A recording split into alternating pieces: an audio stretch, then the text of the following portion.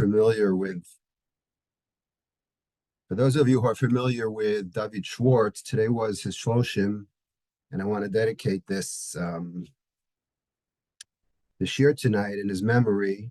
I don't know if anybody heard the Siyum today in Israel in Yeshiva Har Etzion, but the Rosh Yeshiva quoted, he this is a book over here that he wrote a few years ago, David Schwartz, and I want to read a little bit of the introduction.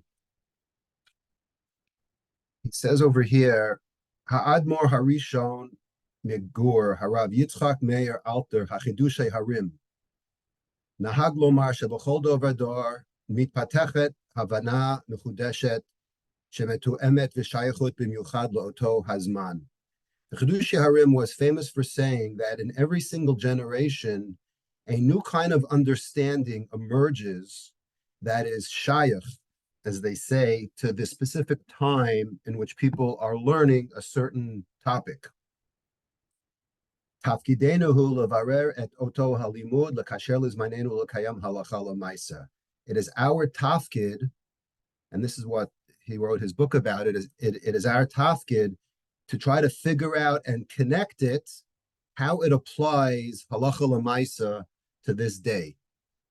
And when I read this, I couldn't believe the coincidence, because when I started teaching about going like maybe 2.5 years ago, when we started with I think it was the 5th parak of Yuma, Shmuel, you could correct me if I'm wrong, but what I wanted to set out in doing with this year is precisely exactly what David wrote in this introduction, which is basically to take a antiquated old book full of various philosophies and laws that we study every day for those who learn Daf Yomi in the Gemara, and make it a little interesting in our generation to try to apply it to how it applies today and what we could learn from it. So it doesn't appear like it's something that we could all laugh at about, oh, this is a 2,000-year-old book and none of it applies. And that's what I've been trying to do over the last 2.5 years, is make it a living book. And when I read this introduction, I couldn't stop crying, really, because I can't believe that the day we're remembering him on his Shloshim is the day I'm reading this book. And we had the same, and he wrote this book in 2021, and I started teaching in 2021. So right around the same time, we each went out to seek our mission over here, to try to take this Torah that we see and to make it applicable in today's generation. So I wanted to share that with you. And if that wasn't enough, the daf that we're going to be studying today, Bava Kamma 92, is almost the perfect example, I think, of what this shiur could be and should be all about. Because this Bava Kamma 92 is famous, in my opinion at least, because it's really it contains the recipe for survival today. It takes all, or I shouldn't say all, it takes many logical concepts and bases them in a Torah foundation. And I think this is the best example of how we could take something that we learn in the Talmud and apply it today in philosophical ways, and psychological ways, and hashkafic ways, and many, many ways. And that's what we're going to do tonight. So I just want to, remind everyone, this is L'zecha Nishmat, his neshama should have an aliyah, and we're going to begin now. So if you look, Bava Kamma 92. So why is Bava Kamma 92 famous? Because it has 17 sayings that come from Rava to Rabba Bar Mari. Rabba Bar Mari asks Rabba Bar Mari, Mina Hamil Sadamar Inshi.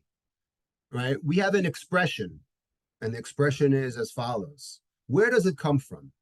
And there are 17 expressions that people had that Rava is trying to find a basis for in the Torah.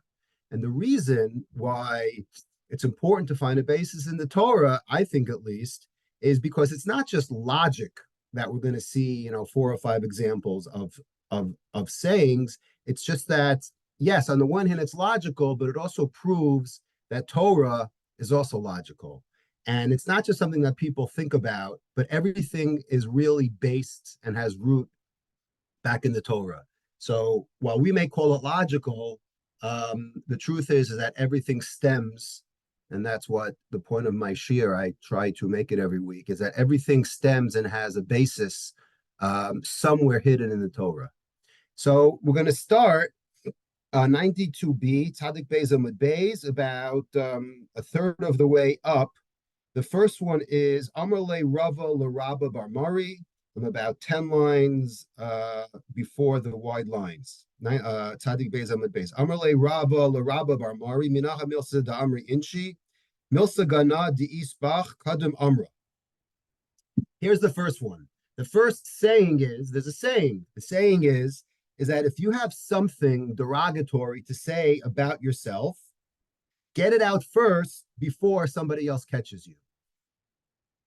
How do you know? The pasuk says in Chayesor, Vayomer Eved Vayomar Eved Avraham Anochi. So what is this pasuk talking about?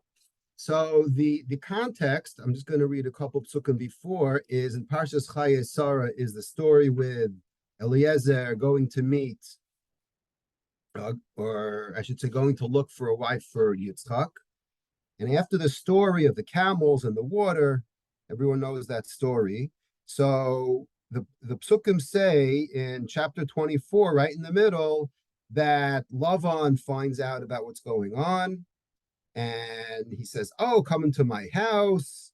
Everyone can eat. And it says that he gave food for the camels and they washed up.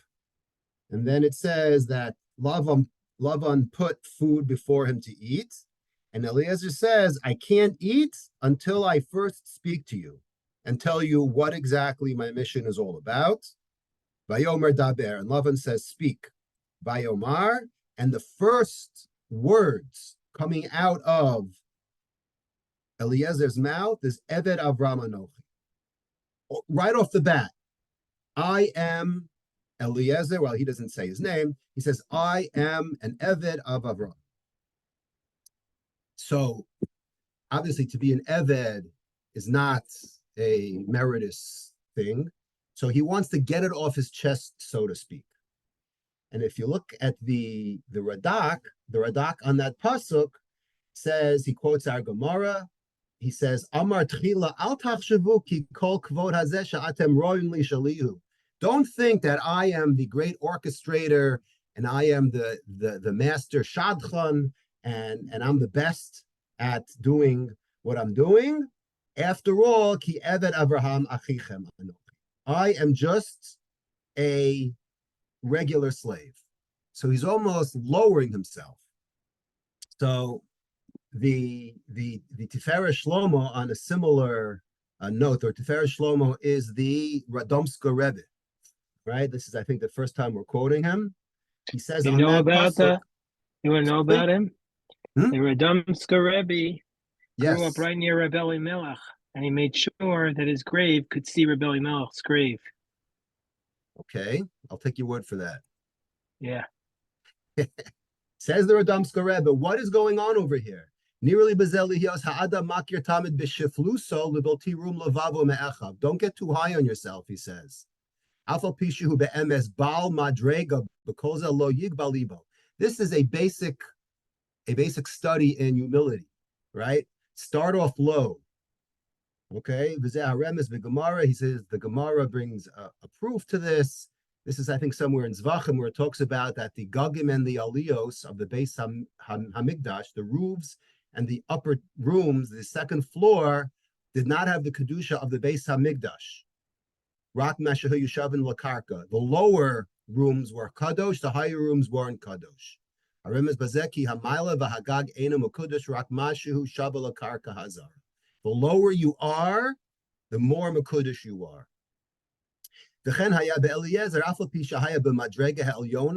Eliezer, he was, you could call Eliezer a slave, but he was right? He was learning from Avram Avinu. So he was what we call Dola Umashke Mitoras Rabu Lacherim. He would learn from Avram and teach others. Afal Piken Hode, Velo Bo Shlomar Eved Avram Anochi. He was not embarrassed to admit who he in fact was. He says right off the bat to Lavan, just letting you know who you're talking to, I am just an Eved. So um, that is the source that we learned from Eliezer. There's an interesting Maharal that explains it. He says, and this is something that we could all understand today. The Maharal says as follows. He says, Bir sheyoter genai im hichziku oto betchila lebal maila chashuva, v'achar kach noda sheyesh bo chesron umoridin oso. He says it's much worse if they thought in the beginning that he was, right? He was absolutely the best, right? And then later on, they said, oh, there's something wrong with him. Umoridin oso, and then they lowered him.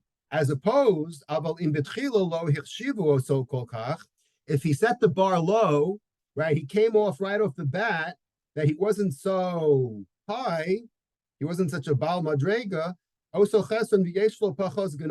less of a ganai, right? If he starts off lower. So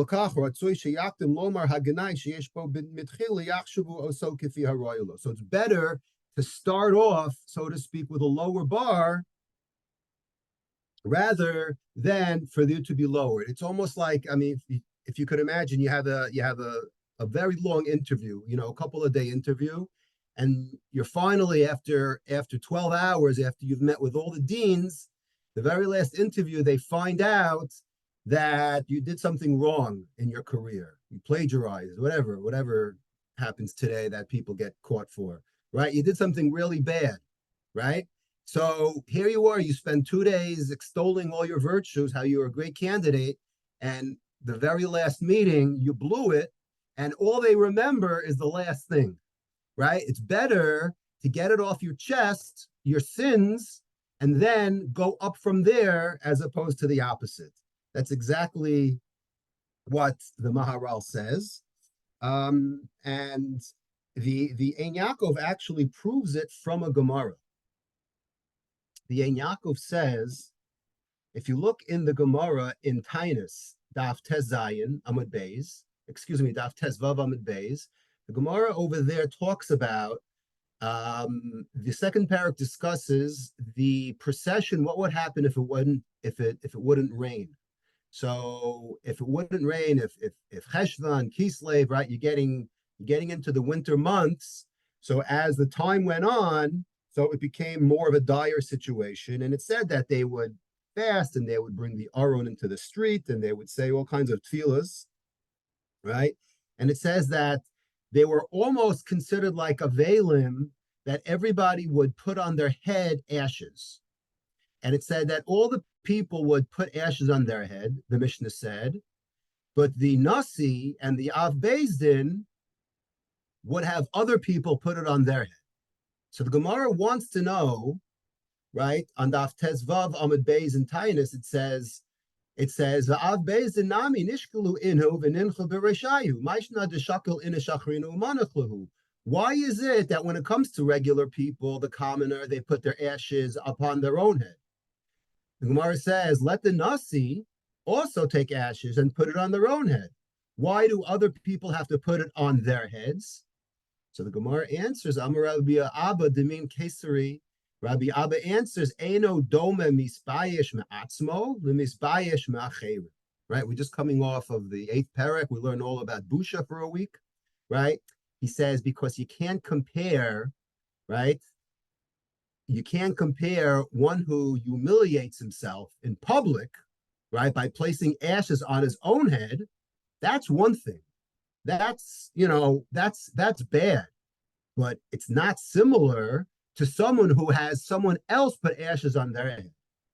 Meaning, to show how dire the situation is, the leader, the Av Beis Din, has to have other people to show how much they are really suffering. They need to be embarrassed more. And the way to embarrass yourself more is for other people to point out faults that you have. Yes, pointing out faults for yourself is somewhat embarrassing, but the next step is when other people point out your faults. That's why when it comes to the Nasi and the Abbezdin, other people would put it on their heads. So we see today that excuse me, so we've seen the Maral, we've seen various interpretations as to this this point about your faults and any insults that you have on yourself is best if pointed out by yourself as opposed to being caught by others. I saw a very interesting article. I started looking at this concept. Okay, today the concept is called intellectual humility. Okay, I don't want to spend too much time on it, but this is a major movement that will make the world a much better place, from what I understand after reading all this. But I just want to read a little bit. It's an article from Forbes. We're going to actually quote Forbes a couple of times tonight. An article a couple of years ago. It's called The Surprising Benefits of Admitting Mistakes, 5 Ways to Build Intellectual Humility. Okay. Most people have been taught to be confident, firm, and self-assured always. These are admirable traits, but a willingness to admit you don't have all the answers is an underrated characteristic for success. It turns out openness, a willingness to express uncertainty, and the propensity to admit mistakes may take you farther than a single-minded belief in yourself. Known as intellectual humility, receptivity and acceptance of new learning and diverse points of view is tied to plenty of benefits in terms of leadership, performance, and decision-making, and it's an approach you can learn and expand. So it talks about how they did a study in Brigham Young, and so forth. He says, research by the University of Buffalo found leaders are viewed more positively when they admit mistakes, amplify team member capabilities, and demonstrate a willingness to learn, all of which are core to intellectual humility and humble leadership. So this is obviously at the end, there's 5, in case anyone's taking notes. All right, here are the 5 steps. Be fallible. Okay, remind yourself you're fallible. 2, admit mistakes. 3, focus on growth. 4, ask questions. And 5, demonstrate empathy. All right, I find this very interesting in terms of,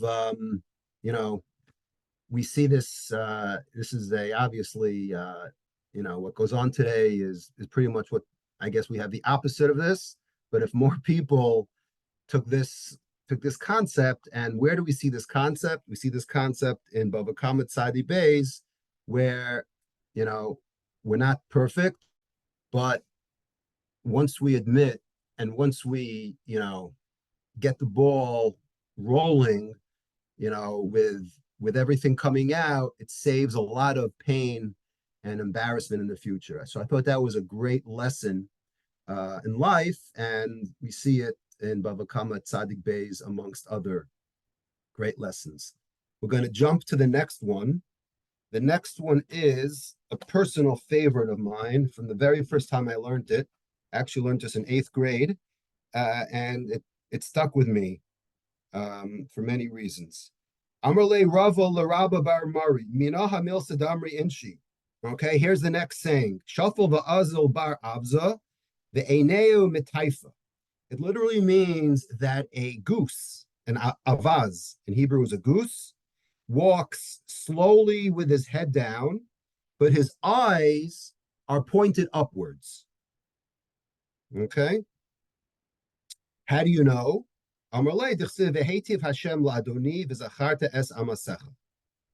Because there's a pasuk written at the end of Shmuel Aleph in the episode where David is on his way to kill Naval. If you remember the story, Naval was married to Abigail.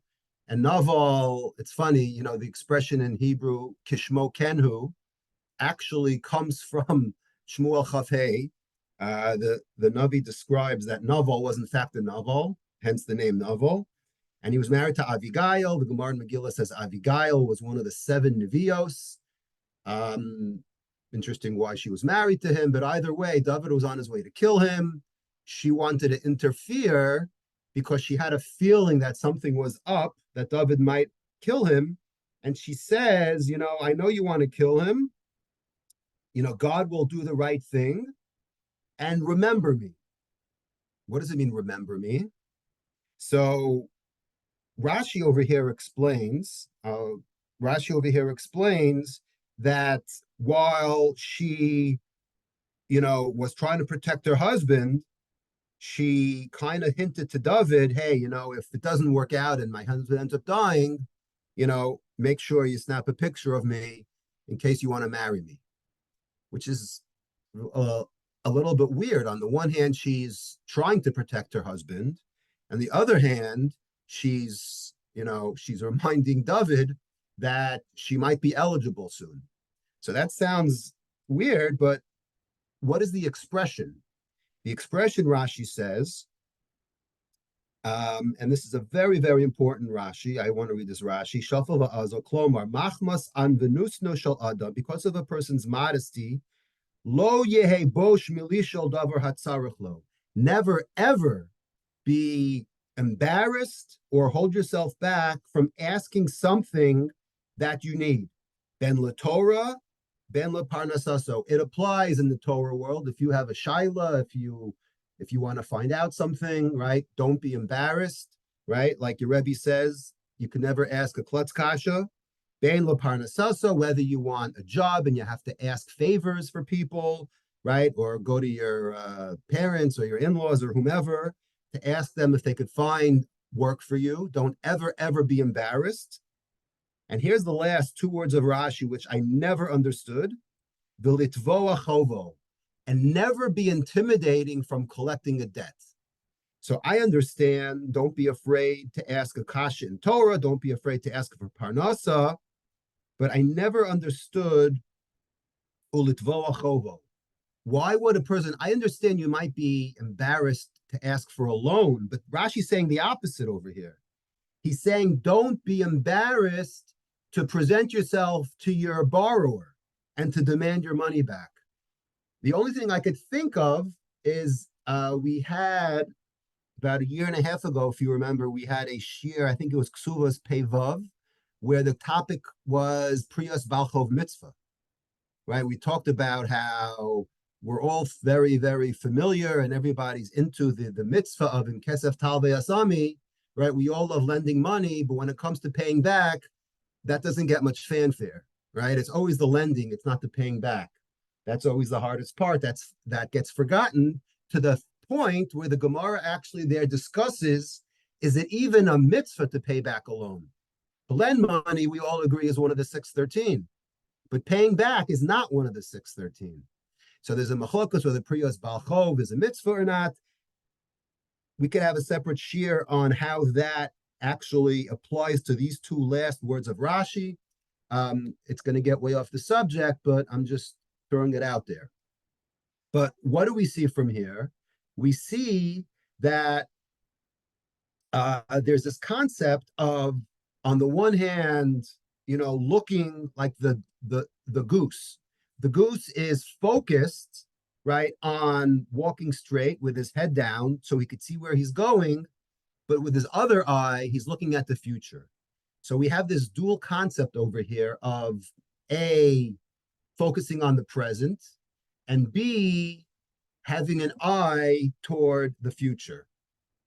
So there's there's actually a similar Gemara, if you remember, because we're talking about Avigail, there's a similar Gemara in the middle of Megillah, right? The Gemara in Megillah brings this down where it talks about Avigail and her nevuah, and the Gemara says, Amar Rav Nachman, Hainu da Amar Inshi. So Rav Nachman says, on the story of Avigail, the fact that she reminded David, hey, don't forget about me, right? Because we may hook up one day. It's a bahade shuta pilcha, right? The famous saying that while a woman is engaged in a conversation, she also holds the spindle to weave. What does that mean? So that digresses to multitasking, because there was a belief that women are better multitaskers than men, but over the last several years that has actually been debunked. So that's a side topic, but this Gemara over here mentions that it's the woman who's more adept at multitasking than the man, because the woman could take the spindle and have a conversation at the same time. And that's exactly what Abigail is doing. On the one hand, she's dealing with the potential death of her current husband, Naval.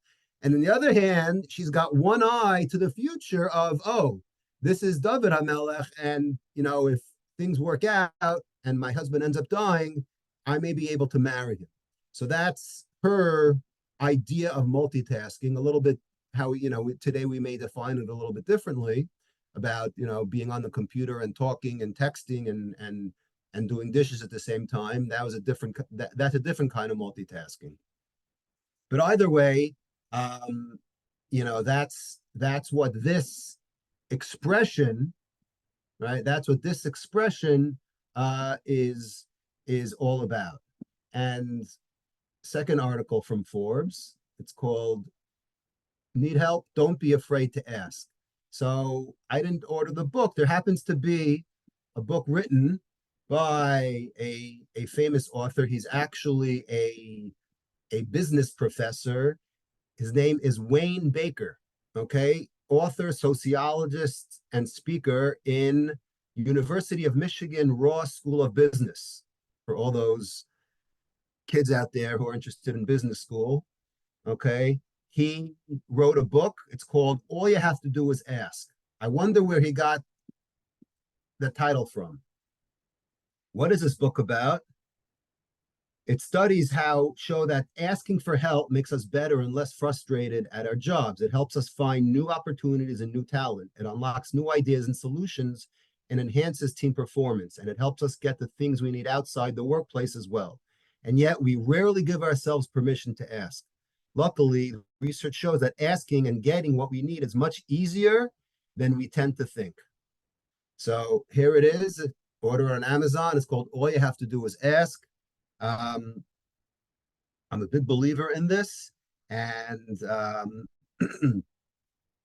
that is from the expression Shafil va'azil bar avza. The next recipe comes from the bottom. The bottom of the daf is another Amarle Rava Larava Barmari. Minaha Milsa da Amri Inchi, Idalis Dura Dalina, Vi'ilo Lo Dalina. Okay, this basically means a person will tell his friend, if you help me lift this, then I'll help you. If you don't help me lift this object, then I'm not doing it alone. Says Rashi, Mashalhu, She'ein Adam Rotze Likanes Besakanat Hezek Mamon V'tachat Ol Davar Ele Imken Mishtatef Chaver Imo. This is an unbelievable Rashi. This is what we call today, I'm not going into this investment alone. Rashi says this is talking pretty much about Hezek Mamon. This is a potential investment that you want other people to go into. So the question is, why would a person not go into an investment by themselves if no one else is there? So I think the obvious answer is because nobody wants to lose without someone else losing. Okay? And if you remember, way back when, a couple of years ago, we had the concept when we were learning the end of Maseches Rosh Hashanah. Okay, we had the topic then was misery loves company. And if anyone remembers, I'm going to do this again because we have some new people here. There is a mitzvah in the Torah. The mitzvah in the Torah in Parshas Bahar is blowing the shofar on Yovel, blowing the shofar on Yom Kippur of Yovel. So the question is, why do we do that? We understand why we blow the shofar on Rosh Hashanah, but what is going on Yovel year only of Yom Kippur that we decide to blow the shofar? Okay, says the Sefer HaChinuch, Misharshe hamitzvah lefi sheyadua ki kol hashofar yaor leiv b'nei adam im l'shalom im l'machama. At the end of the day, the shofar arouses us. It's something that we hear and we stop what we're doing, right? It's like the siren. We stop, whether it's for a good reason or whether it's for a bad reason. The inyan shiluach ha'eved sha'avad etz adonav zman ravhu. And when it comes to the servitude of the slave, right, when he finally leaves, right, after a long time, 6 years, kasha ma'od be'enei adonav. It's very difficult to let your slave go, right? Could you imagine your housekeeper quits, right? We all have panic attacks. So could you imagine the slave who's been with you for 6 years? Al ken la'orer lev habrios al ha'inyan u'lechazik nafsham ulahasiram al hamitzvah b'shamim es kol ha'shofar. That's precisely why we want to stir everyone's hearts, right? And to be machazek everyone, specifically by listening to the call of the shofar, birosam ki adavar hashavehu b'chol haaretz, because this is something that is the same for everyone. We're all in this boat together. Meaning, if all the people in your shul have avadim, then we all are in the same boat. We're all in the same pain. Birasam kedavar shavuhu b'chol aretz v'shakolos and kenis tavinu al zeh she'ein davar sheyachazek libos b'nei adam k'mo ma'aseh harabim. There is nothing that gives us chizuk more than when everybody is involved in the same action. There's an expression. Okay, today we call it misery loves company. In the Torah's view, it's called tsa'ar rabim nachama. When many people are sharing the same pain, okay, we don't need to talk about this more, about what's going on today. When we're all in the same pain, there's a kind of weird nechama that we all feel because we're all mourning over the same loss. We're all watching the same news. We're all suffering the same thing today. And there's some modicum of nechama watching people with our same problems. Okay? So when we all hear that shofar, we know that it applies to everyone. And it quotes the Devarim Rabbah last time. I'm not going to go into it now, but the pasuk in Akev talks about that. So that is the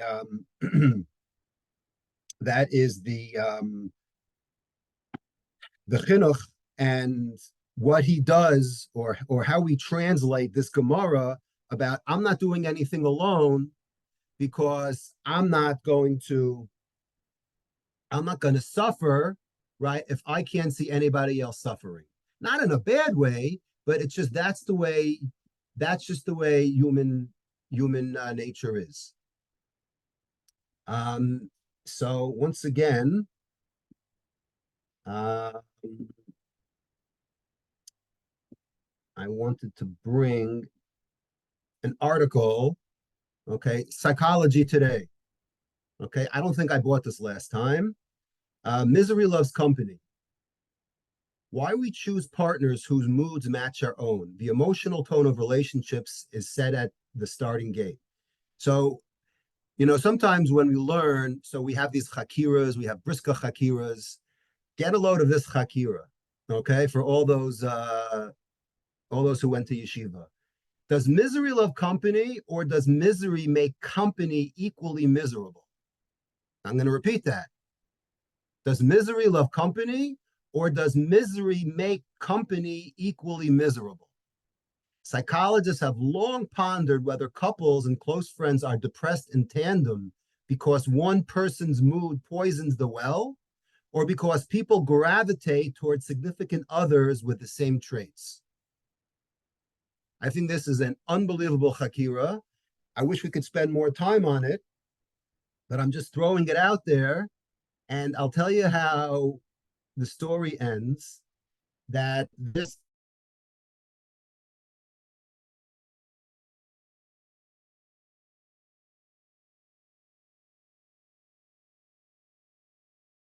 Happy people seek out happy people, and those who are down and out seek the same.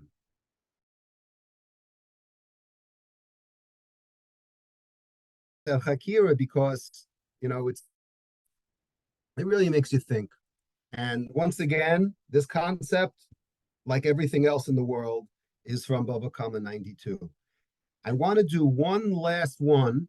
This is not in the category of Minah Hamilsa. This is not a phrase, but it happens to be a Gemara on Tzadi Gimel. Okay? After all of the Sagadata, the Gemara talks about Sarah and about the quarrel between Abraham and Sarah, and why Sarah was punished because she wanted to show up Abraham, and she was the tzoek, she was the instigator.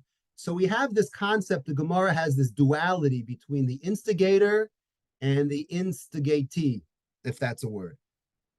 If it's not a word, then it's the one who was instigated against.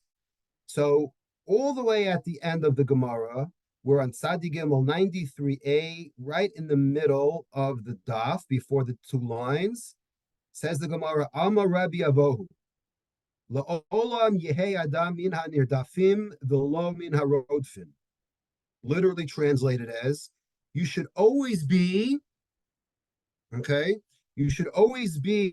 the side of those who are chased, right? The chasee, v'lo min ha'rodfim, and not from those who chase. You should be the nirdaf, and you should never be the rodef. Why? Because, for example, if you look in the bird, right, in the bird family, you would notice that the easiest birds to catch, because they're weak and they're small and they're not predator birds, those are yoter mitorim ubnei yona, the doves, right? The torim, the pigeons, ubnei yona, and the doves. Those are the ones that tend to be caught more often. And when it comes to listing the kosher birds that you bring for a korban ola, right, and a korban chatas, you bring those two birds. Okay, that's what the Gemara says. Rashi says absolutely nothing. So we need help over here. A rodef and a nirdaf. So there are many, many levels in understanding this line. Let's just right off the bat learn the Marsha. It sounds from this Gemara that you have to pick a side, right? What if you're neither? What if you're neither? So the Marsha says, Lo kamar la'olam yihi adam nirdaf, Demairi af be'adam she'eno rodef. Meaning, it doesn't mean that you should, if you could pick, be the nirdaf, right? It just means that, meaning you would rather be nothing. Meaning, stay neutral, right? El dekamar she'im hanirdafenu mitzaded lahatzil min harodfen, inami dekamar hachi. Ta'af sheyuchal ha'adam lahatzil atzmo, u'la'amod kineged harodef. Meaning, if you are the nirdaf, you're being pursued, and you could switch teams, and you could save yourself by becoming the road, achi harodef nirdaf, until the nirdaf becomes the rodef and switches sides, lo yasaken, v'yemin harodfen. If you happen to be in a predicament where you are definitely either the rodef or the nirdaf, stick to the side of being the nirdaf. So this Gemara could be understood in halachically, agadically, philosophically, and socially, right? I think this is a top 5 Gemara, if I were judging. Why? Because Rashi doesn't say anything. So when Rashi doesn't say anything, you know that you could go to town on this and give many, many different pshatim. It leaves it open to interpretation. So the first thing I want to show you is the Rambam. The Rambam in Hilchas Deus, of course, because that's where the Rambam talks about these kind of items. He says, what is the recipe to be a Talmud Chacham? He says, Masau matano shel Talmud Chacham be'emes u'be'emuna. right, a Talmud Chacham, conducts his business, right, with honesty and emunah and in good faith. Omer alav lav al hen vehen, he sticks to a yes is a yes and no is a no. Okay, he's not a flip-flopper. Medakdek al atzmo becheshbon, he's very careful in his accounting, and he goes on and on. He says, V'nosen umevatel acherim k'sheyikach mehen. He says when he buys from other people, he's very careful. V'lo yedakdek aleihen. But he's not medakdek. He's not so demanding to other people about what they owe him. All right. Remember that Rashi we said before about ulitvo achovo? Right. This kind of contradicts that. Right. He says, okay, someone owes me money, whatever. Right. I'm not going to be so demanding. All right. It sounds from that Rashi over there that someone owes you money. Don't be afraid to ask. Okay. We could talk about that some other time. Whatever. And the Rambam goes on and on and on. And he says, and you can't compete illegally, right? Copyright issues comes from this Rambam a little bit, right? You can't compete. You can't open a store next to his. It's called Yor L'toch Umnas Chavero, right? You're stealing his business. Right? And you can't cause someone discomfort. And he says, Klalo shel davar yihiyeh min hanirdafim v'lo min harodfim. Always be on the side of those who are pursued and not those who pursue.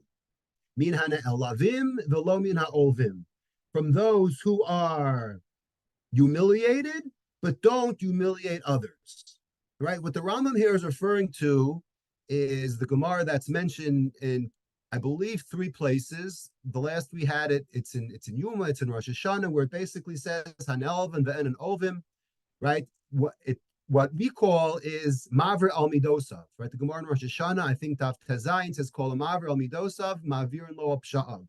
If somebody, right, in today's terms, we say, right, to diss it, right, to take it and to diss it. If someone just takes it and doesn't diss it out, right, that is the ultimate level. It's called Mavir al Midosav.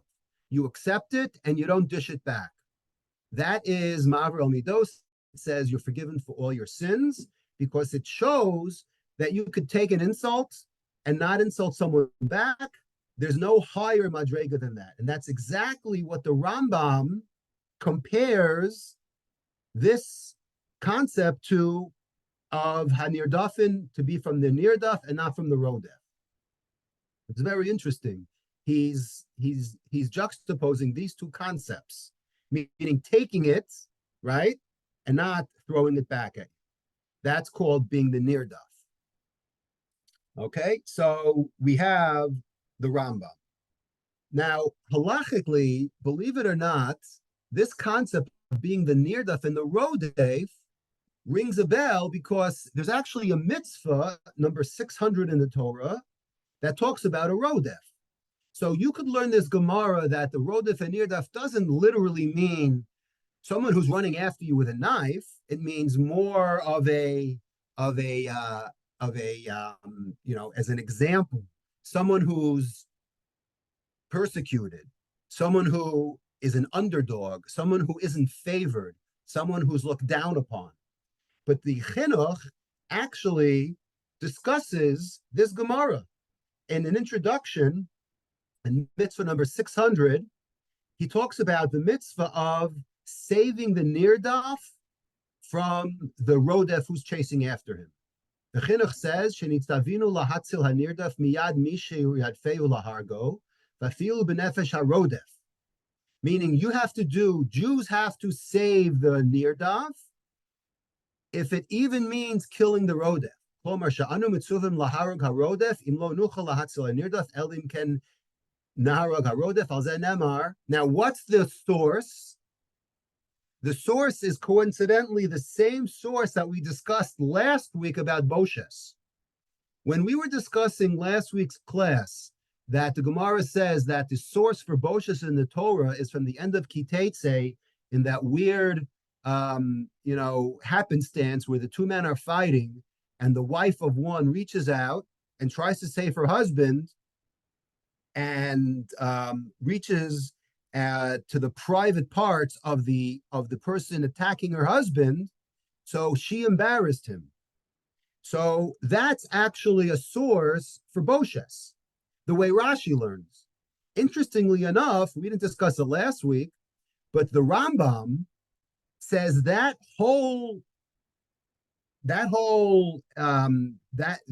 example that the Torah gives is a case of Rodef versus Nirdaf. And the Chinuch actually brings down this Rambam right now. Right?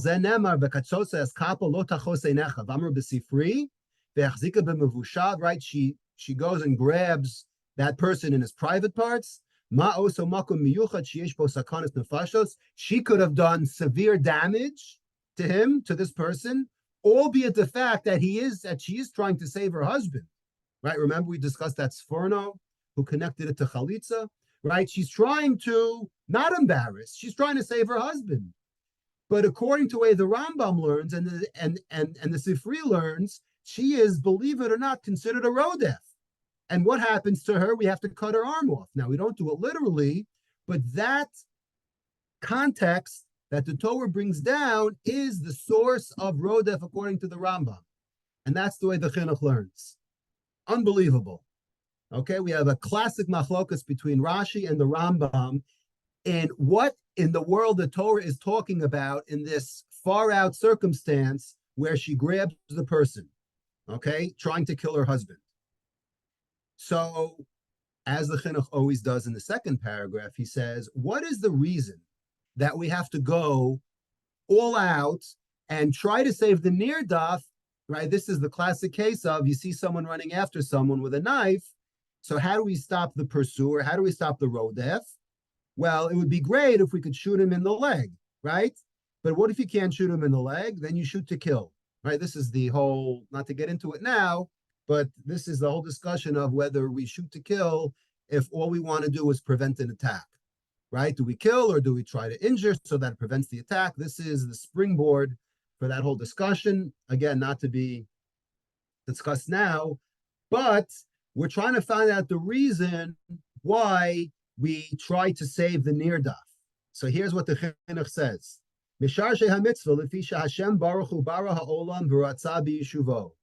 Okay, so far so good. God created the world and would love for the world to keep on in existence. You hear those words? V'yishav ha'olam miskayem b'tshuas hachalash miyad chazak mimenu.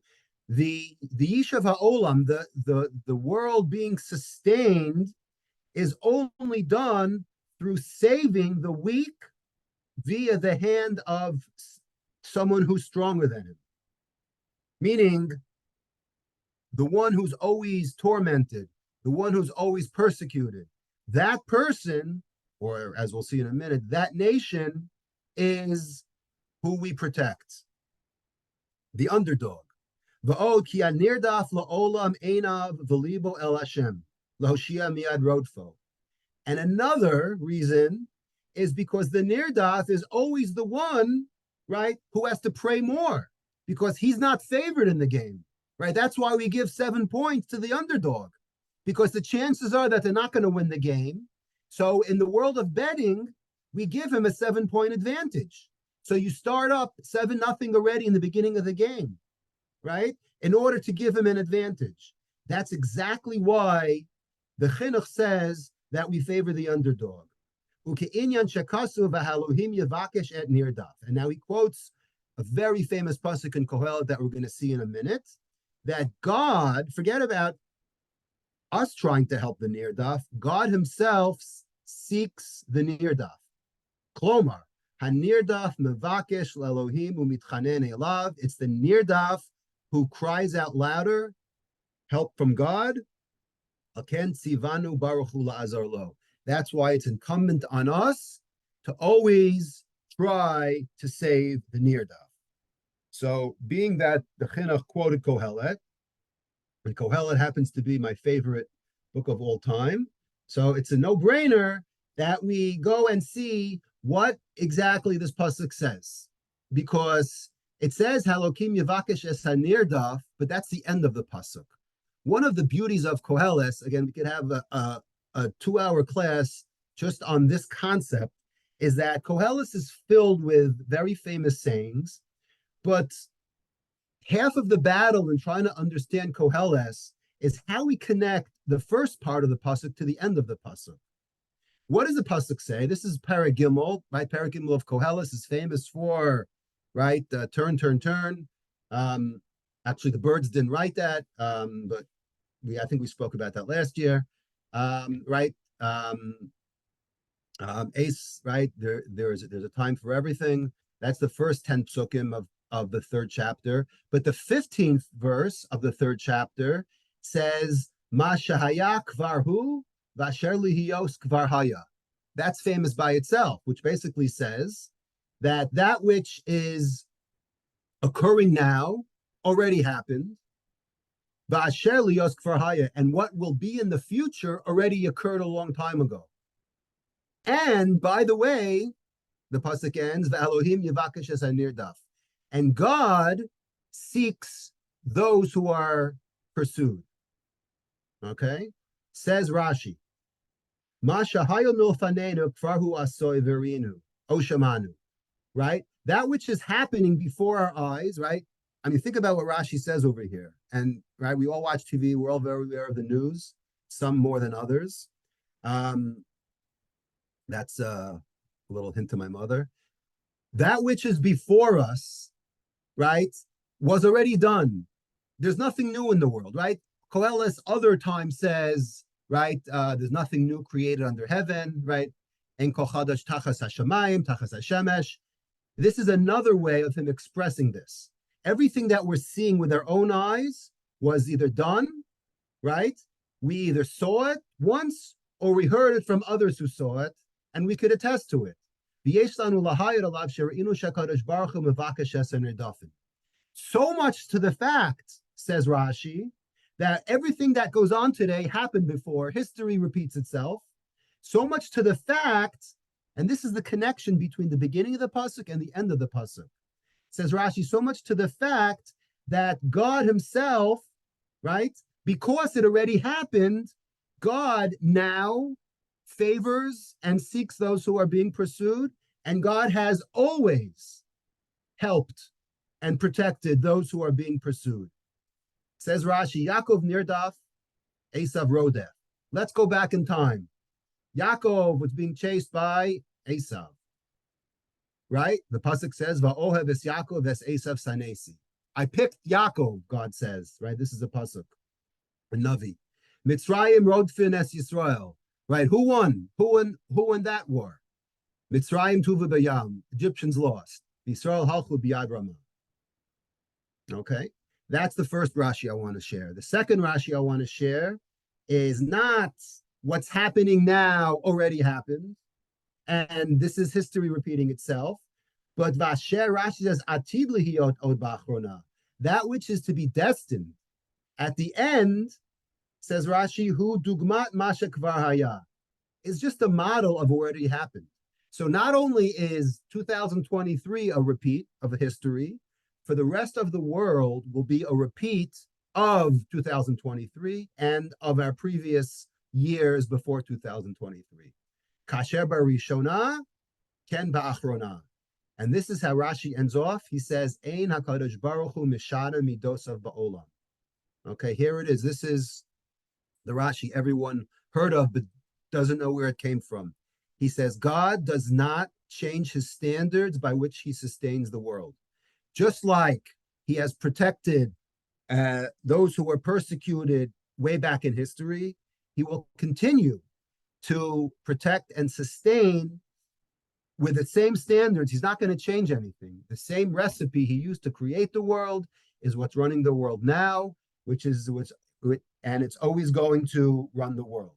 That's the way Rashi explains it.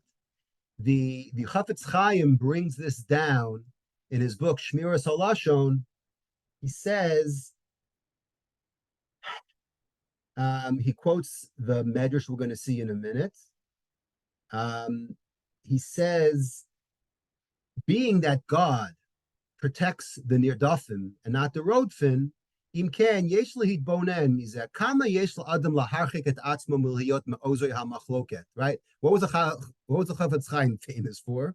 Lashon hara, right? Don't fight and stay away from machloket. So this is one of those paragraphs in the machloket chapter to stay away from. Right? Right? He says stay away from any side that is fighting amongst each other. Don't pick one side over the other. Because God in the end will demand your blood. Because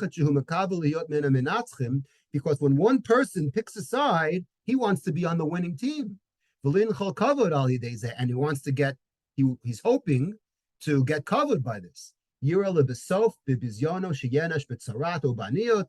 going to get saras, he's going to lose all of his money, and so forth.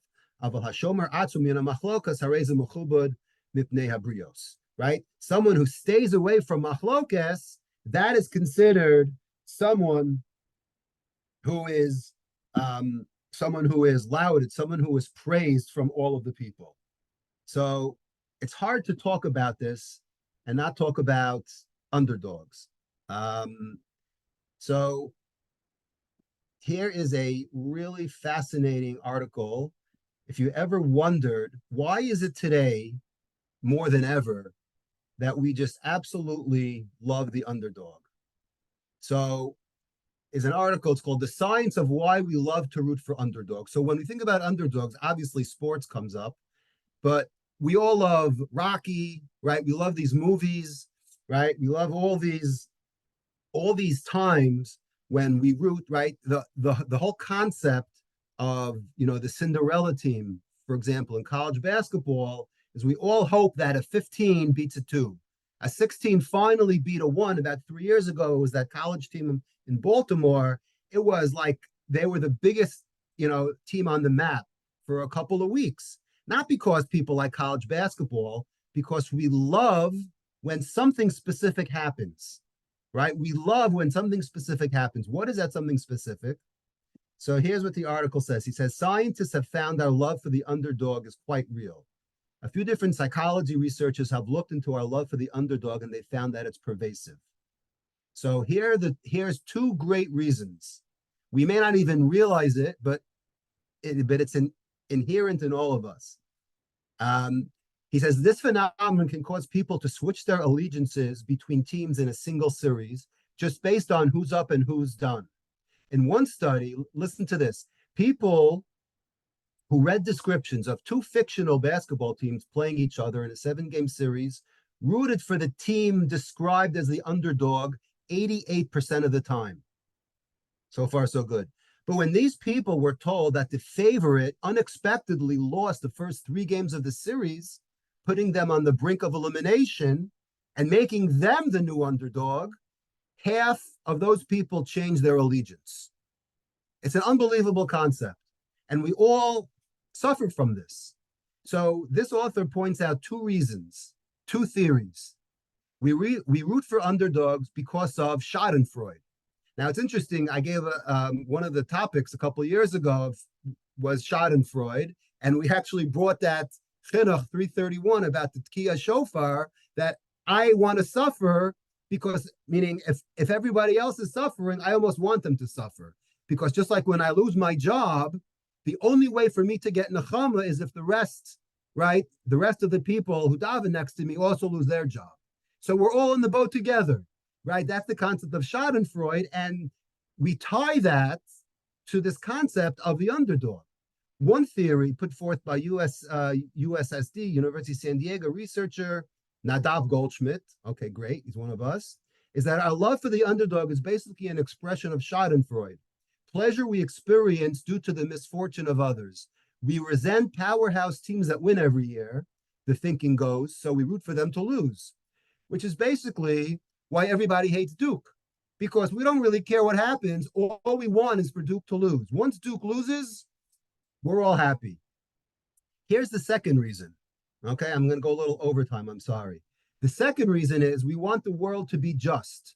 Another way to interpret this result is that deep down, we want the world to be fair. Here we get a little political, and I'm sorry if I offend anyone, but some teams, whether pro or college, can pour more money into winning, but we want everyone to have an equal shot at it. And when upsets happen, it tells us that they do. So it's like we want, right? We want a pound, you don't like the Yankees because they're payroll, right? We want equality, right? Okay. There's a third theory I don't subscribe to too much. We don't want to get our hopes up too high. All right. Psychologists consistently find that people get more joy out of unexpected successes than expected ones, and similarly experience more pain from unexpected failures than ones which we anticipate. Okay, that's true, but I just want to end off on an unbelievable medrash that's going to connect this all together. This is a medrash in Parshas Emor. Okay, it's mentioned in getting back to Koheles. It's in Koheles and it's in Emor. The Medrash says as follows. The pasuk says, "Shoro keves o'ez." Right? We know that in Emor talks about the korbanos. So it says Shoro keves o'ez. So the Medrash wants to talk about those three specific animals. So I'm going to read it in from where in the middle. It says, it brings down our pasuk, the Elohim Yevakish es Nirdaf.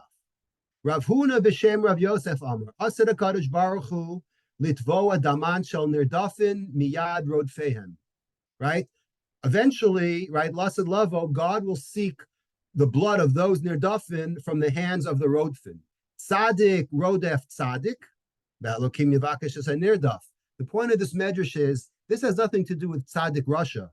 The tzaddik could be chasing a tzaddik. God seeks the nirdaf. Russia rodef Russia. V'rodef v'Russia rodef tzaddik. V'Elohim yevakish es nirdaf. Nimset omer shafilu tzaddik rodef Russia. A tzaddik is a rodef a Russia, nevertheless, v'Elohim yevakish es nirdaf. Teida l'cha. How could I prove it to you, says the medrash? Let's look back at history, starting from day one, so to speak, right? Cain and Hevel. Hevel was the nirdaf from Cain. V'lachen vayisha Hashem el Hevel vel minchaso. Whose korban did God pick? He picked Hevel's korban. Vel Cain vel minchaso lo shah. Cain's korban got rejected. Noach nirdaf mipnei doro, right? Who was the nirdaf? Noach. He was the underdog. No one believed him. They thought he was crazy, right? He was the outcast. Uksiv Noach matzachen b'nei Hashem. Who did God pick? He picked Noach. Avraham nirdaf mipnei Nimrod, right? Who won that battle, right? Avraham against Nimrod. We know how that ended. Pasuk says, "Atahu Hashem Elokim Asher Bacharta beAvraham v'hotzeitem Or Kasdim." A pasuk in Nehemiah that we say every day. God was picked by Avraham. Next, if you weren't convinced, Yitzchak nirdaf mipnei Plishtim, right? The Plishtim were running after Yitzchak. And Parshas told us, it says, Vayomer ha'or re'inu ki Hashem, ki haya Hashem imach, vanomer tihina Allah be'nosenu be'nenu be'necha v'nichasa bris imach. Next, Yaakov nirdaf mipnei Esav. How did that end? Uksiv ki Yaakov bachar lo ya Yisrael l'skulato. Say that in Tehillim. Yosef nirdaf mipnei Echav. How did that end? Uksiv vayhi Hashem es Yosef, vayhi ish matzliach. Who got the last laugh? Yosef did. Moshe nirdaf mipnei Paro. Who got the last laugh? Uksiv lulei Moshe bechiro amad b'peretz lefanav lahashiv chamasu mashkes.